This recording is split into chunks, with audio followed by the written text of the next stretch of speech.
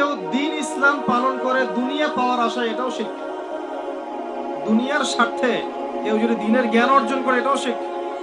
এমনকি কেউ যদি মানুষকে দেখানোর জন্য নামাজ পড়ে, সেটাও শিরক। কেউ যদি এমন এই জন্য দান খয়রাত করে যে মানুষ আমাকে বড় দানবীর বলবে, এটাও এক প্রকার শিরক। আবার কেউ যদি লোক দেখানোর জন্য আমল করে, এমনকি লোক দেখানোর জন্য আল্লাহর পথে জিহাদও করে, এটাও শিরক। তাহলে যাবেন কোথায়? আগে নিয়াত খালেস করতে হবে, বিশুদ্ধ। তারপরে আপনার আত্মশুদ্ধি। কলব পরিষ্কার না হলে, কলবে রোগ থাকলে বাকি সবকিছু বৃথা। আবার ধরেন যে মাশাআল্লাহ দিনের অনেক জ্ঞান আছে আমার মধ্যে, নাউযুবিল্লাহ, আবার মনের মধ্যে দেখবেন অহংকারও আছে, এটাও এক প্রকার জাহান্নামে যাওয়ার রাস্তা। যাররা পরিমাণ অহংকার থাকলে জান্নাতে যাবে না।